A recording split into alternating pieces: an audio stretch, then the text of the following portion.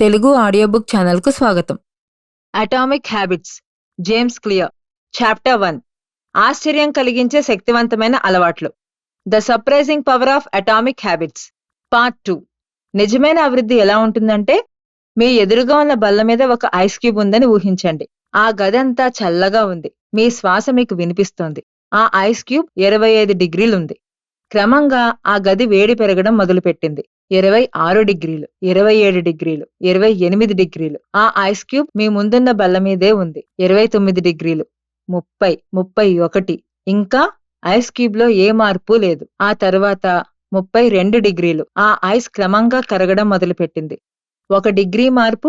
గది ఉష్ణోగ్రతలో పెద్ద వ్యత్యాసం లేదు, కానీ ఐస్ క్యూబ్ విషయంలో పెద్ద మార్పే వచ్చింది. అంటే అవరోధాలు రావడం ఒక్కోసారి పూర్వపు పనుల ఫలితం అవుతుంది. ఆ పనులే ఒక పెద్ద మార్పుని తీసుకొచ్చే శక్తినిస్తాయి. ఈ పద్ధతి ప్రతి చోట కనిపిస్తుంది.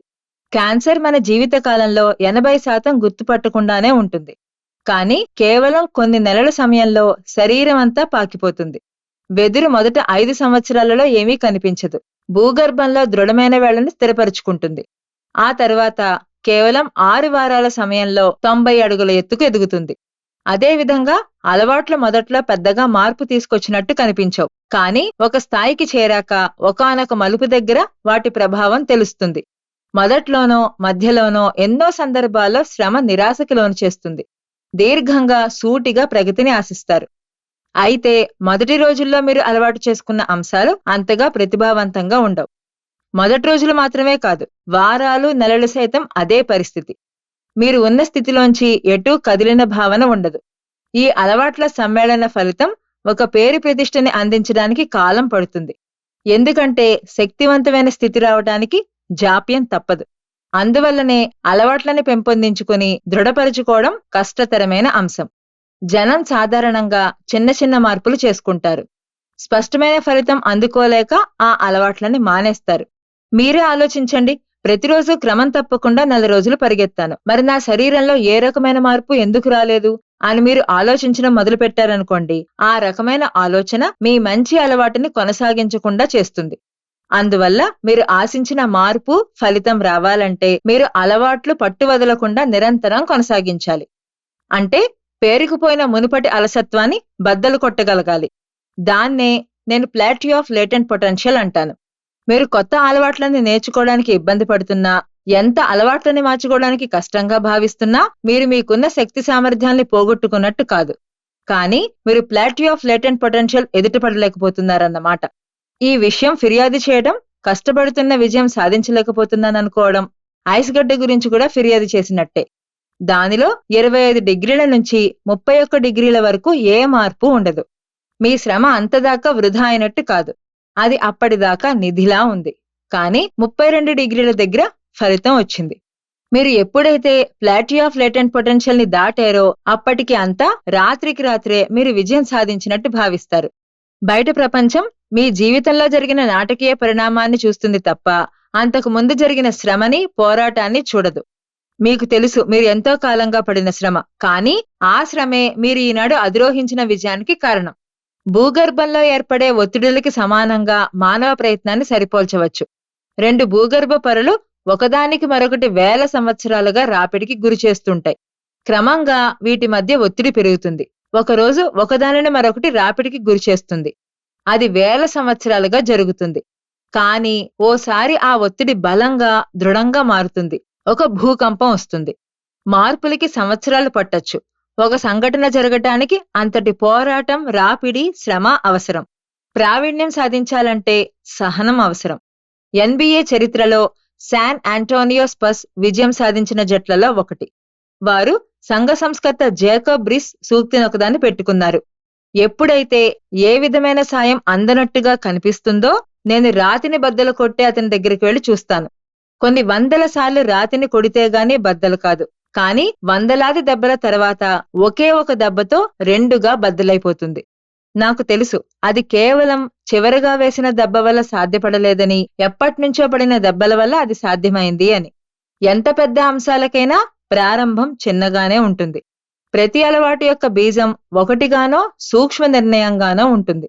అయితే ఆ నిర్ణయాన్నే పదే పదే చేసేటప్పుడు ఆ అలవాటు మొలకెత్తి దృఢంగా రూపుదిద్దుకుంటుంది. వేళ్లు బలంగా నాటుకుపోతే శాఖలు బలంగా విస్తరిస్తాయి.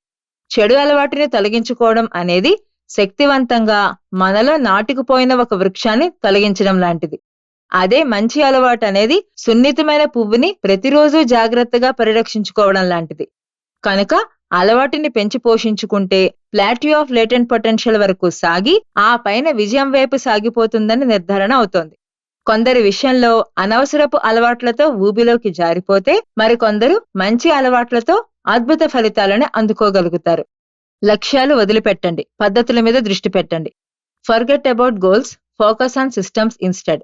ఎప్పటినుంచో మనకి ఉన్న అవగాహన ప్రకారం మన జీవితంలో మనం ఏదైనా సాధించాలంటే ఉత్తమమైన మార్గం, అందమైన ఆకృతి కావాలన్నా, వ్యాపారంలో రాణించాలన్నా, తక్కువగా బాధపడి ఎక్కువగా ప్రశాంతంగా ఉండాలన్నా, కుటుంబంతో మిత్రులతో ఎక్కువగా కాలం గడపాలన్నా మనం ఖచ్చితమైన సాధించగలిగిన లక్ష్యాలు నిర్ణయించుకోవాలని భావిస్తాం.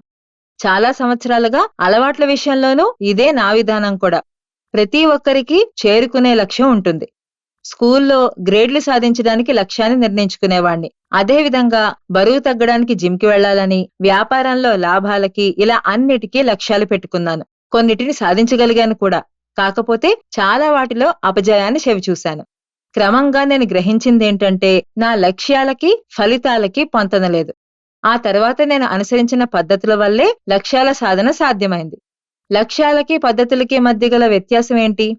ఈ తేడాని మొదట నేను స్కాట్ యాడమ్స్, డిల్బర్ట్ కామిక్ కార్టూనిస్ట్ నుంచి నేర్చుకున్నాను. లక్ష్యాలు ఫలితాల ద్వారా సాధించాలనుకున్నవి. పద్ధతులు ఆ ఫలితాలకి దిశానిర్దేశం చేస్తాయి.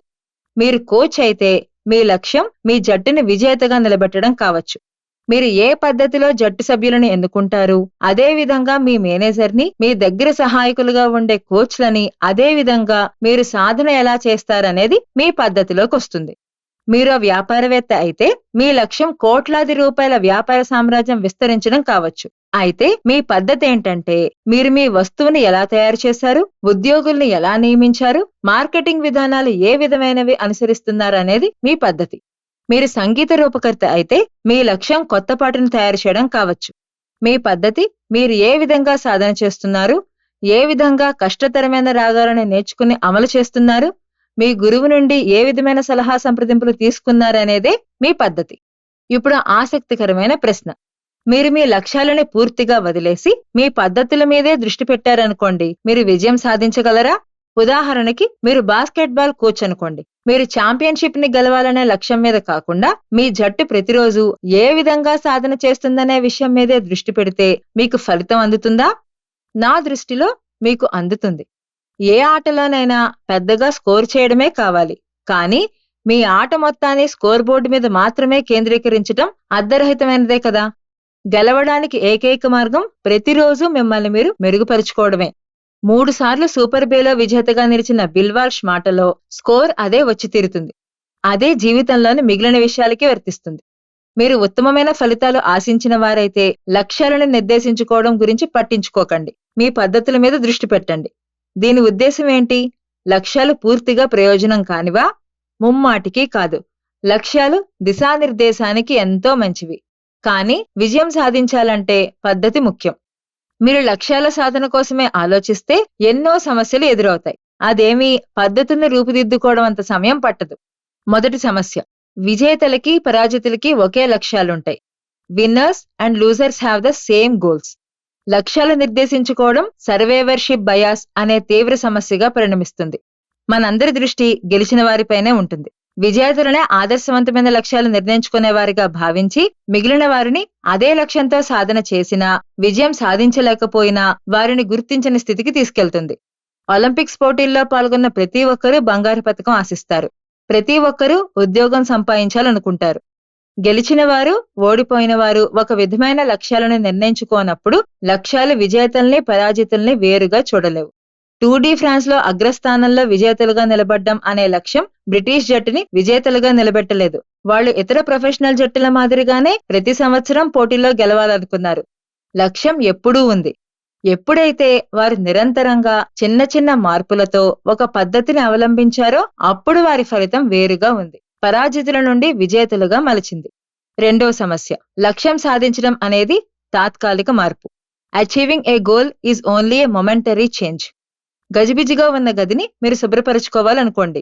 మీరు మీ శక్తిని ఉపయోగించి శుభ్రపరిస్తే మీ గది శుభ్రంగా తయారవుతుంది. కానీ మీరు నిర్లక్ష్యాన్ని కొనసాగించారనుకోండి, గదిని పెద్దగా పట్టించుకోకుండా ఉంటే మళ్ళీ గది గజిబిజిగా మారిపోతుంది. మళ్ళీ చెత్తాచెదారం పేరుకుపోతుంది. మళ్ళీ శుభ్రపరచాలంటే ఇంకోసారి స్ఫూర్తిని, కొత్త ఉత్సాహాన్ని తెచ్చుకోవాల్సి వస్తుంది. మళ్ళీ మీరు పాతదారిలోనే ఉండిపోతారు. ఎందుకంటే మీరు మీ పద్ధతిని అలసత్వంతో మార్చుకోలేకపోయారు. మీరు లక్షణాలకి మందునిచ్చారు కానీ మూలకణానికి కాదు. లక్ష్యం సాధించడం మీ జీవితాన్ని తాత్కాలికంగా ఆ సందర్భానికి మారుస్తుంది. అది అభివృద్ధి సాధించడానికి దోహదపడుతుంది. మనం మన ఫలితాలను మార్చాలనుకుంటాం, కానీ ఫలితాలు కాదు సమస్య. మనం నిజంగా మార్చుకోవలసింది పద్ధతుల్ని. అవే ఫలితాలను అందిస్తాయి. మీరు సమస్యల్ని ఫలితాల స్థాయిలో పరిష్కరిస్తే మీరు సమస్యల్ని తాత్కాలికంగా మాత్రమే పరిష్కరించినట్టు. మీరు మీ అభివృద్ధి కోసం మీ సమస్యల్ని పద్ధతుల స్థాయిలోనే పరిష్కరించాలి. మీరు సాధకాలను నిర్ధారించుకోండి, అవే ఫలితాలను అందిస్తాయి. మూడో సమస్య, లక్ష్యాలు మీ ఆనందాన్ని నియంత్రిస్తాయి. Goals restrict your happiness. ప్రతి లక్ష్యం వెనుక ఒక ఉద్దేశం ఉంటుంది. నేను ఈ లక్ష్యాన్ని సాధిస్తే నాకు ఆనందంగా ఉంటుంది అని. లక్ష్యాల వలన సమస్య ఏంటంటే మానసికంగా మీరు తదుపరి లక్ష్యాన్ని సాధించే వరకు ఆనందాన్ని అనుభవించరు. ఒక రకంగా ఆనందాన్ని వాయిదా వేస్తారు. నేను చాలాసార్లు ఈ ఉచ్చులో పడిపోయాను. సంవత్సరాల తరబడి ఆనందంగా ఉండడం అనేది భవిష్యత్తులో సంతోషంగా ఉండడం అని భావించాను. ఎప్పుడు శారీరకంగా 20 కేజీల కండ పెరిగినప్పుడు లేదా న్యూయార్క్ టైమ్స్ నిర్వహణ గురించి వచ్చినప్పుడు ఆనందం పొందుతాననుకునేవాణ్ణి. ఇంకో విషయం ఏంటంటే లక్ష్యాలు సాధించారా లేదా అనే సమస్యను సృష్టిస్తుంది. మీరు మీ లక్ష్యాలను సాధించారా, విజేతలై లేదా మీరు పరాజితులై నిరాశలో పడిపోయారా? మీరు మానసిక స్థితిని సంకుచిత ఆనందానికి ముడివేసుకోకూడదు. అదే మిమ్మల్ని తప్పుదారి పట్టిస్తుంది. మీరు మీ మనసులో నిర్ణయించుకున్న దానిలో మీ జీవన గమనం సాగుతోందా? మీరు మీ ఆనందాన్ని ఒక సందర్భానికి నియంత్రించుకోవడంలో అర్థం లేదు. విజయం సాధించడానికి ఎన్నో మార్గాలున్నాయి. ఒక పద్ధతి మీ మానసిక స్థితికి తోడ్పాటునిస్తుంది. మీరు పద్ధతిలో కొనసాగడానికి అలవాటు పడితే ఫలితం మీద కాకుండా మీకు మీరు ఆనందంగా ఉండడానికి అనుమతినిచ్చుకోవలసిన అవసరం లేదు. మీరు మీ పద్ధతికి ఎప్పుడైనా సంతృప్తిగా ఉండొచ్చు. ఒక పద్ధతి అనేక విధాలుగా విజయాన్ని సాధిస్తుంది, అంతేకాని భవిష్యత్తులోని ఆనందానికి హేతువు కాదు. నాలుగో సమస్య, దీర్ఘకాలిక ప్రగతిలో లక్ష్యాలు. Goals are a thoughts with long term progress. చివరగా లక్ష్యాలపైనే దృష్టి ఉన్న మనసు యోయో ప్రభావాన్ని చూపుతుంది. ఎందరో నెలల కొద్దీ తీవ్రంగా సాధన చేసి నిర్దేశించిన గతిని దాటిన వెంటనే సాధన మానేస్తారు. పోటీ అనేది వారిని ఉత్సాహపరచదు. మీ శ్రమనంతటినీ ఒక ప్రత్యేకమైన లక్ష్య సాధనకి కేటాయించినప్పుడు ఆ లక్ష్యాన్ని సాధించాక మీరు ఏం సాధిస్తారు? అందువల్లనే లక్ష్యాన్ని సాధించాక చాలా మంది పాత అలవాట్లలోకి జారిపోతారు. లక్ష్యాలు నిర్ధారించుకునేది ఆటలో గెలవటం కోసమే. అదే పద్ధతిని అభివృద్ధి పరుచుకుంటే ఎల్లప్పుడూ ఆడుతూ ఉంటాం. దీర్ఘకాలికంగా ఆలోచన విధానం లక్ష్యాల గురించి తక్కువగా ఆలోచించడం అవుతుంది. కేవలం ఒక లక్ష్యానికి పరిమితమైపోతారు. ఇది నిరంతరం మనని మనం అభివృద్ధి పరుచుకుంటూ ముందుకు సాగడం. ఆఖరికి మీ పద్ధతి పట్ల మీకు గల నిబద్ధతే మీ అభివృద్ధికి కారణమవుతుంది. మీ అలవాట్లని మార్చుకోవడం సమస్యగా మారిందంటే మీరు మీకు సమస్య కాదు, మీ పద్ధతే మీకు సమస్య. చెడు అలవాట్లు పదే పదే పునరావృతం అవుతూ ఉంటాయి. మీరు మారాలనుకోకపోవడం వలన లేదా మీ పద్ధతిలో మార్పు తెచ్చుకోకపోవడం వల్ల మీ లక్ష్యాల స్థాయికి మీరు చేరరు. మీ పద్ధతి వల్ల ఓడిపోతారు. ఒకే ఒక లక్ష్యంపై దృష్టి పెట్టకుండా సమగ్రంగా మీ పద్ధతి మీద దృష్టి పెట్టడం అనేదే ఈ పుస్తకంలోని ముఖ్యాంశం. అణువు అనే వాటిని లోతైన అర్థంలో ఉపయోగించడం జరిగింది. మీకు ఈ పాటికి అర్థమై ఉంటుంది. సూక్ష్మమైన అణువులాంటి అలవాటు చిన్న మార్పుకి సంకేతం. కొద్దిపాటి లాభాన్ని 1% ప్రగతిని అందిస్తుంది. అయితే ఈ అణువులాంటి అలవాట్లు ఎంత చిన్నవైనా పాత అలవాట్లు కావు. అవే పెద్ద వ్యవస్థలోని పద్ధతులకి చిన్న చిన్న అలవాట్లు. అణువులు ఏ విధంగా శక్తిని నింపుకుని ఉంటాయో ఈ అణువులాంటి అలవాట్లు అద్భుతమైన ఫలితాలకి నిచ్చెనలుగా మారతాయి. అలవాట్లు మన జీవితంలో అణువుల్లాంటివి. ప్రతి అణువు మీ అభివృద్ధికి ప్రాథమిక భాగాలుగా దోహదపడ్డాయి. ఒక్కసారి ఈ సూక్ష్మమైన అలవాట్లు పరిగణలోకి రానట్టుగా ఉంటాయి, కానీ క్రమంగా అవి ఒకదానికొకటి కలిసి మొదట్లో ఉన్న పెట్టుబడికి అయిన ఖర్చుకి ఎన్నో రెట్లు పెంచుతాయి. అవి సూక్ష్మమైనవే కానీ శక్తివంతమైనవి. ఇదే అటామిక్ హ్యాబిట్స్, అణువు వంటి అలవాట్లు అనే వాటికి అర్థం. నిరంతరం ఎల్లప్పుడూ చేసే అలవాటు ఎంత చిన్నదైనా సులభం చేయగలిగేది, అద్భుతమైన శక్తి గలది. పద్ధతిలో అంతర్భాగమైన అలవాట్లు అద్భుతమైన ప్రగతిని అందిస్తుంది. అధ్యాయం యొక్క సారాంశం: అలవాట్లు స్వీయ ప్రగతిని చక్రవడ్డీ పెరిగినట్లు పెంచుతాయి. ప్రతిరోజు 1% అభివృద్ధి దీర్ఘకాలంలో అద్భుతమైన ఫలితాలను అందిస్తాయి. అలవాట్లు రెండు వైపులా పదునైన కత్తిలాంటివి. అవి మీ పురోగమనానికి లేదా తిరోగమనానికి కారణమవుతాయి. అందువల్ల వాటి గురించి సవివరంగా అర్థం చేసుకోవాలి. చిన్న చిన్న మార్పులు ఒక స్థాయి వరకు ఏ తేడా తీసుకొచ్చినట్టు కనిపించవు. దీర్ఘకాలిక ఫలితాలు ఇచ్చే అంశాలు ఏవైనా ఆలస్యం అవుతాయి. సహనం, ఓర్పు అవసరం. అణువులాంటి అలవాటు విస్తారమైన వ్యవస్థలో సూక్ష్మమైన అంతర్భాగం. అణువులు ఏ విధంగా అయితే సూక్ష్మ కణాల సముదాయమో, అణువు వంటి అలవాట్లు అద్భుతమైన ఫలితాల అంతర్భాగం. మీరు ఉత్తమమైన ఫలితాలు ఆశిస్తే లక్ష్యాలను నిర్ధారించుకోవడం మర్చిపోండి. మీ పద్ధతులపై దృష్టి పెట్టండి.